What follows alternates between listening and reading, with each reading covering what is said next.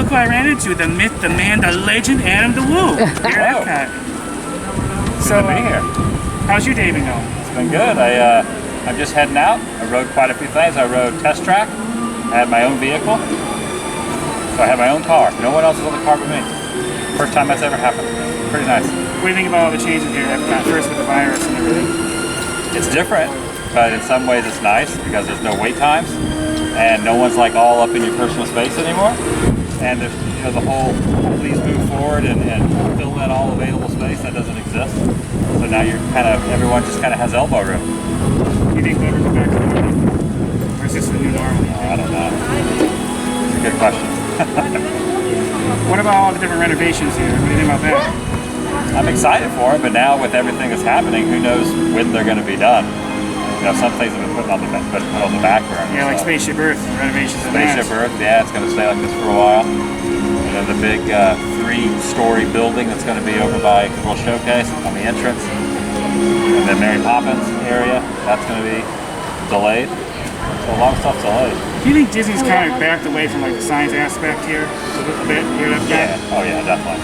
Oh, they've added more characters in and more IP and stuff like that. Just a few reminders. Please wear also done away with temporarily. I hope yeah. Some of the meet and greets are pretty neat now. They're doing cavalcades around World Showcase, which is kind of cool. So now you can see Mickey and Minnie and Pluto, Goofy. And then I saw Alice was back in the England area. She was on that little gazebo where the British invasion play. She's like up on there, away from everyone. But isn't a lot of that stuff random now? Yeah, very random. That's not announced. I think it's because they don't want people congregating there. Yeah.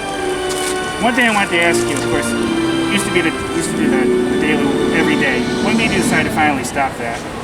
Because you did it, what, 5 years about or so? A little over 5 years. I think it just kind of ran its course. I thought about it for a few months, and then when I hit the 5 years, I thought, well, if I don't quit now, then when am I ever going to quit? You know, it's like if I don't quit now, what's the next one? 10 years? I didn't really want to go 10 years. I don't know. I just kind of knew it was time to take a little break. You know, not having a day off for 5 years was pretty rough. So that was pretty much it. There was no real like major thought behind it. Was that your intention to do that when you first started with that? Go that long? I didn't think I was going to go a year, but I just started it and kept going. I can remember when I hit 50 days, thinking that was like a big deal. I did a 50-day video, 50-day vlog, and then it went 1,911 days. Did you do like much planning into that? You just took every day as you went? Oh yeah, I definitely planned a lot of stuff out, a lot of research. Yeah, especially towards the end, I was doing a lot of research on stuff, which I think probably kind of wore me out more than the filming was researching and all that. Instead of just going out and filming, you know, I'd research the night before after I had filmed and edited and uploaded the one before. I spend the whole rest of the evening researching stuff. Well, how many hours do you think you put into a particular video? Not just with the editing, the research, but I'm sure as I'm walking around, and probably there's some filming you don't actually show. I would say all day, especially when I was doing the daily. Like I'd upload the video the next day at about 8 o'clock. I'd edit till about 4 or 5, and then I'd edit till 10 p.m. Upload it, go to bed at 11, and wake up and do it again. So yeah, it was like probably 16 hours of work every day for one video, and that was no days off, so it took its toll. You still happy you did all this YouTube thing? Yeah, oh yeah. So you think working for yourself more when you were working for someone else? I like working for myself more. Definitely. Because you're your own boss. Yeah, do whatever you want. I guess if you kind of complain to the boss, basically like complain to yourself, and that's a lot easier. If you make the mistakes, you're the only one to blame, you know? Do you have any advice for anyone who wants to start a channel?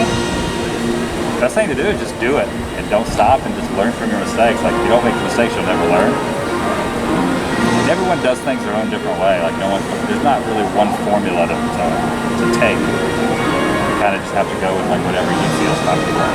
And do, you know, obviously passion. Yeah, if you're interested in something, it's going to shine through in the videos. You just start and don't quit, keep going, and eventually it'll work out.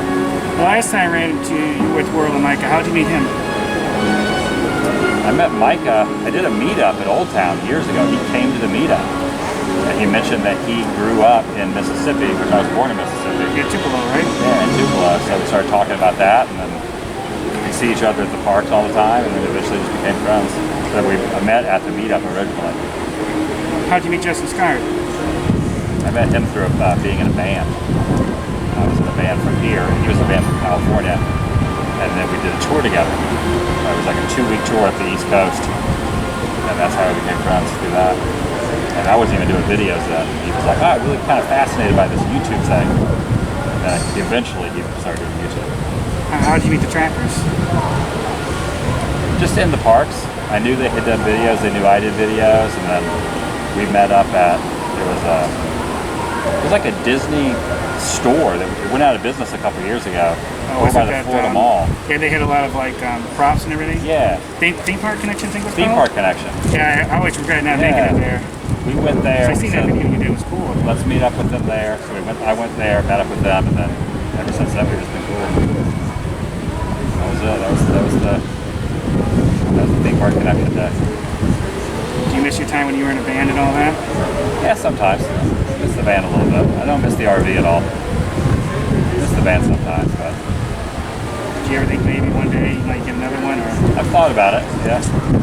But I also like, you can rent a car and just get a hotel room. It's like just as easy. It's a little, the thing about a van, there's not really a lot going on there. You don't have a restroom. You don't have anywhere to make food. You can't stand up in a van. So there's some downfalls to it. But it was fun. And that's kind of what jump-started my career. So if it wasn't for that, I don't know if I wouldn't be where I'm at today. And finally, I wanted to just one more thing with coronavirus. Is a lot of the traveling difficult now? I haven't really been traveling. Since all this started, I was here when it started. And I was here a month and a half in Florida. And then I flew home and did like the quarantine thing for 2 weeks. And then I just kind of stayed around the house for like 2 months. And then I flew back out here. But other than that, I haven't been anywhere else. Except I did go to Arizona for like 2 days. You consider doing any more road trips anytime soon? Yeah, wait and see. I'm going to probably wait to do the big road trip when it's all over. Because it just makes more sense not to be out too much, you know. So I think after this, I'll probably just fly back home. When do you think all this might be over with? Gosh, I don't know. I thought it'd be by now. One thing I've learned during all this is don't guess. You're not going to be right, you know. Like, who knows? I would hope by the end of the year. I mean, who knows? If you would have told me this was going to be running this long, I would have never guessed it. You talk somewhat about some of your private life, but you only go so far. Do you see that there's a fine line? How do you decide what you should share and what not to? Just kind of a work in progress. You just learn not to say certain things and not to share certain things, especially like personal stuff or like where you live. Show things, people try to figure things out. So it's just easier not to dive too much into like little stuff or content. Where there was times I did that, and it kind of backfires on you. Like people really get too intense, like kind of nitpicking at your personal life. So if you don't really show it, then it almost doesn't exist. You know? If you don't show it in the video, then people just kind of forget what's out there. It's better just to show the content at hand than it is to focus on it, right? I'm trying to like adapt that in the last couple of years. Have you had a lot of trouble with trolls and things like that? Yeah, I think anyone on the platform has trolls, you know, for sure.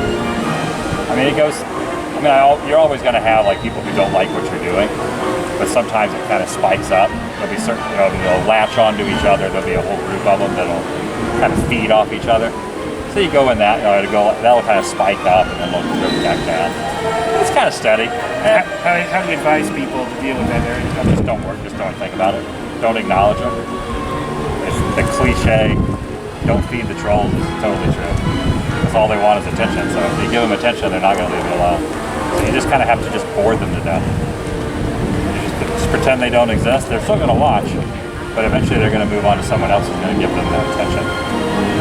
One thing I wanted to ask you, and I know this might be kind of similar to the privacy question I just asked, but we generally have stayed away from talking anything like social issues or politics. Is that a conscious decision to make sure to stay away from that totally, or is it just something that came up? I'm just not into it. I don't think my opinion is going to change anybody else's opinion. So there's really no reason to talk about that stuff. Like what I believe and what I think and what what my thoughts on major issues are isn't going to sway anybody else's other than start an argument. Because everyone has a different, a different mindset or different circumstances in their life. So when I started doing YouTube, I decided I was never going to do it approach it like that. So I just leave all that stuff to myself and just try to film videos. Now those abandoned places you ever went to, have you ever seen anything like ghosts or anything paranormal? I don't believe in ghosts. You believe in aliens? No. I think they're fun. I like movies about aliens. but I personally have never had a haunted me personally. No paranormal experience? No, never. I mean, I'm sure it probably exists, but I've never been approached with it. Maybe that day will come. What has been the scariest place you've been to? Probably a dark abandoned place years ago. There's a few of them. Some abandoned building where I was by myself. Were you ever felt physically in danger? Like there might be someone there, or the building might come down on you? Yeah, I mean that's happened, but never to the point where I was really afraid. You know, just kind of more of like, wow, this is creepy kind of thing. You ever been attacked physically or verbally when you were out there filming? Nothing major. I mean, nothing major that I was really like in fear of danger of anything. No, not really. Little casual things, but nothing major. Well, this is cool. Next time we meet up, I'm going to have a whole bunch more questions. I don't want to keep it too much longer, but I really appreciate this. It's an honor to be with you and asking these questions and have you on the channel. It's definitely awesome. Thanks for being here. Thanks.